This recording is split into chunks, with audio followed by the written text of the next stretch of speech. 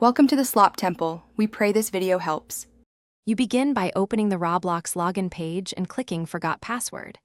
Enter the correct username or the account email, then press Submit. Once done, check the linked email or SMS for a reset code or link.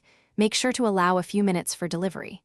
If you don't see it, refresh your inbox and examine spam or promotions folders.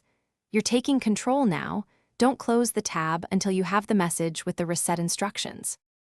Once you receive the email or SMS, click the link or copy the numeric code into Roblox's reset form.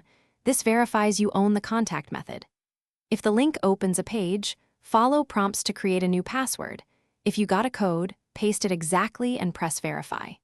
Make sure the new password is unique to Roblox and at least 8 characters with letters and numbers, because that reduces hacking risk. Save it in a secure manager so you don't repeat this process. After setting the new password, log in right away to confirm everything works and review account settings for unauthorized changes. Once confirmed, enable 2-step verification to add a second layer of protection. This prevents easy retakeovers. If you didn't get the reset message or lost access to the email, use the account recovery form and provide proof of ownership or contact Roblox support with details. If you run into delay,